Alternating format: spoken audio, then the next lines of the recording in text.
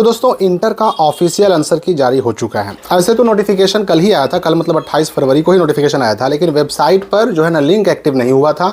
ये नोटिफिकेशन जो है आने के बावजूद भी वेबसाइट वगैरह चालू नहीं हुए थे और जो आंसर की था उसका PDF वगैरह डाउनलोड नहीं हो रहा था, ना ही ऑब्जेक्शन हो रहा था। लेकिन आज 1 मार्च को वेबसाइट का लिंक भी खुल चुका है, लिंक एक्टिव हो चुका है, ऑब्जेक्शन फाइल होना शुरू हो चुका है। तो आखिर ये जो ऑब्जेक्टिव का आंसर की ऑफिशियल आया उस पर ऑब्जेक्शन कैसे करना है, OMR सीट में हम अपना नंबर कैसे बढ़ा सकते हैं, उसकी पूरी प्रक्रिया क्या होगी, ये मैं आपको लाइव दिखाने वाला हूं इस वीडियो में। साथ ही साथ आपको डाउनलोड करके भी दिखाने वाला हूं कैसे ये ऑफिशियल आंसर की हम डाउनलोड करेंगे। तो इसके लिए सिंपली गूगल में सर्च करना है हमें biharboard.com.in, और जब biharboard.com.in सर्च करेंगे तो सबसे ऊपर जो रिजल्ट आएगा उसको सिंपली आपको क्लिक करके ओपन कर लेना है।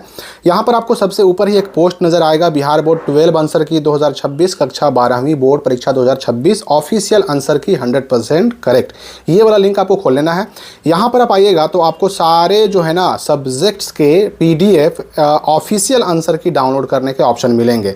कुछ जो है ऐसे आपको सब्जेक्ट दिखाई दे रहे होंगे जहाँ पर अभी अवेलेबल नहीं है, तो सब अपलोड हो रहा है। बस 5 से 10 मिनट होते होते आपको ये सारे सब्जेक्ट का अपलोड कर दिया जाएगा। यहाँ पर मैथ का, साइंस में मैथ का, बायोलॉजी का, फिजिक्स का, केमिस्ट्री का, हिंदी, इंग्लिश, आर्ट्स में जो है आपका जो है history, geography, political science, economics, home science, सबका अपलोड कर दिया गया है। यहाँ से आप डाउनलोड कर सकते हैं, ठीक है। अब रही बात की ऑब्जेक्शन कैसे करना है। अगर हमें नज़र आए कि हमारा जो ये आंसर की आया हमारे हिसाब से वो आंसर की में आंसर गलत है, तो ऑब्जेक्शन कैसे करेंगे, यही वो लिंक है ऑब्जेक्शन करने का।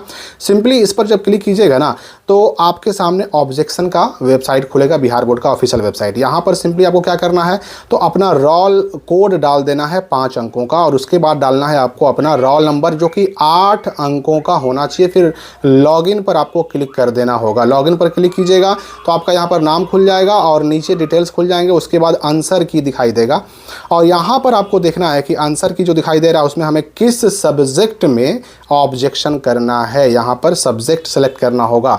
सब्जेक्ट अब आपका जो भी रहेगा, आप चूंकि अपने रोल कोड रोल नंबर से लॉगिन करेंगे तो आपने जो सब्जेक्ट इंटर में लिया था, 12 में लिया था, वो सारे सब्जेक्ट शो करेंगे। जिस सब्जेक्ट में आपको प्रॉब्लम है उस सब्जेक्ट को सेलेक्ट कीजिए।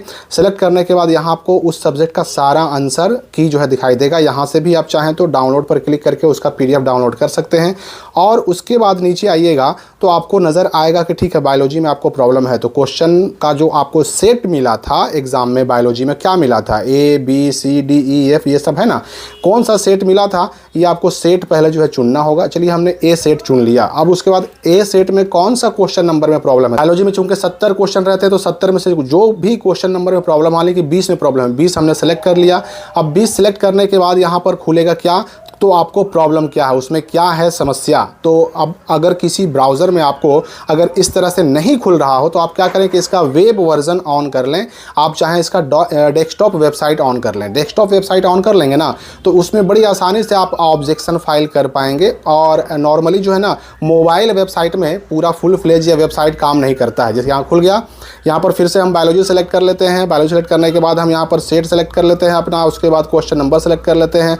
उसके बाद इशू में, तो इशू में 2 ऑप्शन आएंगे, क्वेश्चन इज रॉन्ग यानी प्रश्न ही गलत है, और दूसरा है आंसर इज रॉन्ग यानी उत्तर गलत है। दोनों में से जो आपको सही लगता है, अगर आपको लगता है क्वेश्चन ही गलत है तो ये पहला ऑप्शन सेलेक्ट करेंगे आप। और अगर आपने देखा कि क्वेश्चन तो सही था लेकिन उसका ऑप्शन जो 4 ऑप्शन दिया गया वो ऑप्शन गलत है तो ये सेलेक्ट कीजिएगा।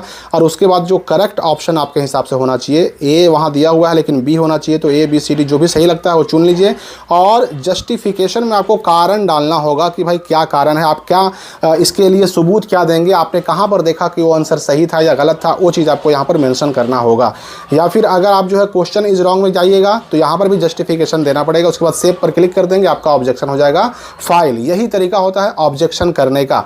अब यहाँ पर मैं आपको बता दूं कि ऑब्जेक्शन ठीक है हमने कर दिया, हमारा सक्सेसफुल नहीं होता है तो उसके लिए सिंपली आप क्या करें कि बस अपना जो है ना ये वेब वर्जन ऑन कर लें। वेब वर्जन ऑन कर लेने के बाद नॉर्मली समस्या नहीं होती है और ये ऑब्जेक्शन फाइल हो जाता है। तो ऑब्जेक्शन कीजिए, ऑब्जेक्शन करेंगे तो आपका नंबर जरूर बढ़ेगा। अब यहाँ पर मैं एक इंपॉर्टेंट बात आपको और बता दूं, आंसर की में अगर आपको कहीं पर दिखाई दे कि किसी ऑप्शन में 2 सही आंसर दिए, जैसे यहाँ पर देखिए कि A और D, यानी ये जो आप फिजिक्स का देख रहे हैं, फिजिक्स में A और D दोनों सही आंसर दिया हुआ है, तो ऐसे केस में अगर किसी ने A भी आंसर दिया होगा उसका भी सही माना जाएगा, किसी का D अगर आंसर दिया हुआ होगा उसका भी सही माना जाएगा, लेकिन किसी ने B और C आंसर दिया होगा उसका गलत माना जाएगा, किसी ने A और D दोनों को रंग दिया होगा उसका भी गलत माना जाएगा। ये तरीका काम करता है।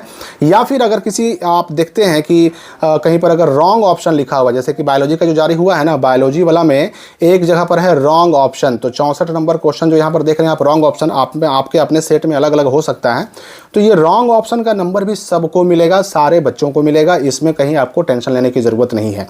और यहाँ पर ये भी जान लीजिए कि ये जो ऑब्जेक्शन करने का डेट रखा गया है ना, ऑब्जेक्शन करने का डेट जब ओवर हो जाएगा, यानी कि 6 मार्च तक ऑब्जेक्शन करने का डेट है, ये जब ओवर हो जाएगा तब जाकर के OMR सीट को चेक करने का काम शुरू होगा। जब तक ये ऑब्जेक्शन फाइल नहीं होता, जब तक ये आंसर की जारी नहीं होता और जब तक ऑब्जेक्शन का डेट ओवर नहीं होता, तब तक OMR सीट को चेक नहीं किया जाता है। तो अब ये 6 तारीख के बाद जैसे ही डेट खत्म होगा, OMR सीट चेक होना शुरू हो जाएगा। ऑब्जेक्शन करेंगे तो आपके सही आंसर के हिसाब से, ऑब्जेक्शन नहीं करेंगे तो जो आंसर बिहार बोर्ड ने गलत ही सही जो भी डाल दिया उसके हिसाब से OMR सीट चेक हो जाएगा। और अगर आपने ऑब्जेक्शन नहीं किया तो आपके नंबर कट भी सकते हैं, अगर सही उत्तर आपने दिया है और बोर्ड ने गलती किया है तो।